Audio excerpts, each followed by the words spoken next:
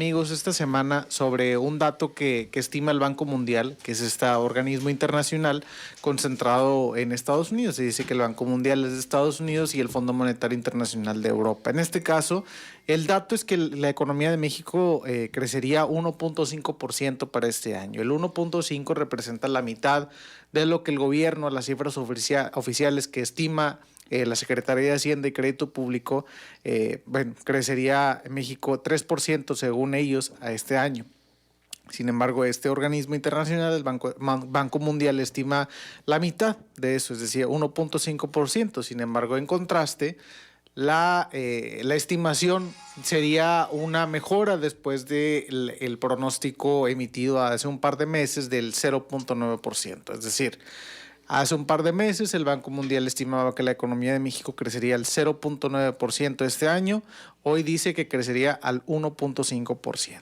Cabe destacar que el año pasado, es decir, durante el 2022, la economía de México creció 3%, superando las expectativas de analistas nacionales e internacionales. El repunte, cabe recordar, del 2022, pues viene todavía después de la inercia de la reapertura del crecimiento orgánico de la economía a partir del reajuste en las medidas de contención por la pandemia, que al final de cuentas lo hemos platicado en este espacio, que la economía cayó en crisis en México, en Estados Unidos y en prácticamente todo el mundo. Pues fue una crisis autoinfligida hasta cierto punto, porque fue a partir de las medidas de contención para poder mitigar el riesgo de contagio por la pandemia.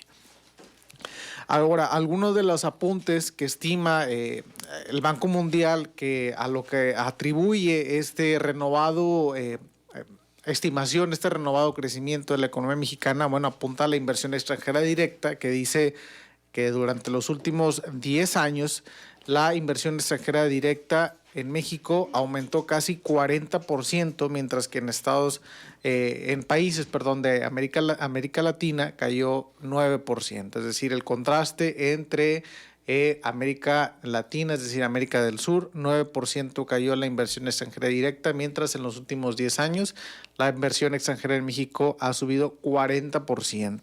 Y todo esto se da en el marco del Tratado México, Estados Unidos y Canadá. Bueno, pues este marco jurídico le da certeza a las inversiones en México, en Estados Unidos y Canadá, y bueno, pues los datos así lo reflejan.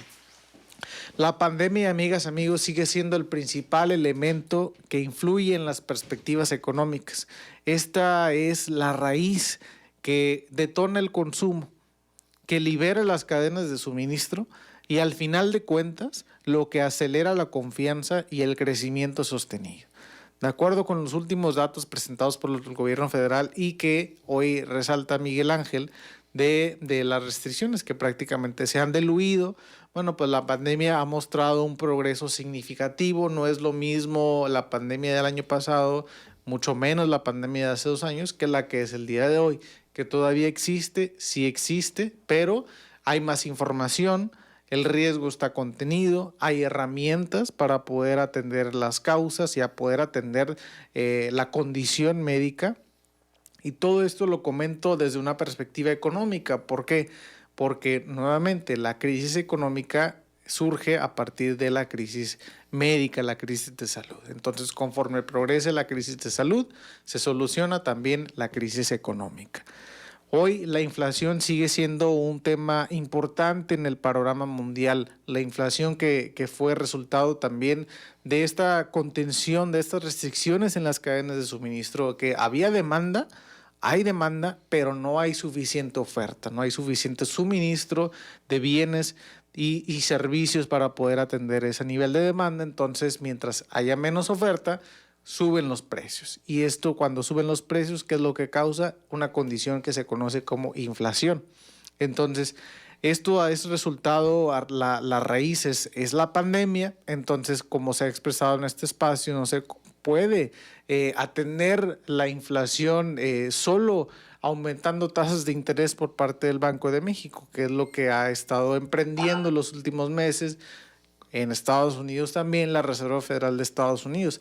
También se debe de seguir con esta serie de iniciativas como es estimular la oferta en el mercado doméstico, estimular la oferta en el mercado nacional.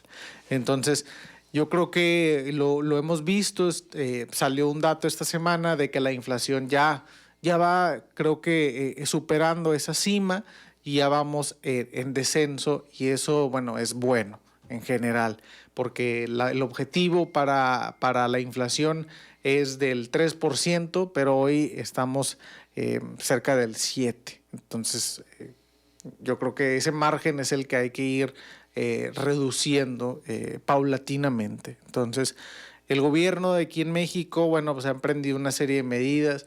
El año pasado, lo comentamos aquí, fue el tema del acuerdo de precios de garantía, profe, usted recordará ese anuncio. Sí. Pero bueno, pues yo creo que lo comentamos aquí que poco iba a tener el impacto. ¿Por qué? Porque la inflación no es resultado de una acción o falta de acción del gobierno. Al final de cuentas, la inflación es resultado de factores externos.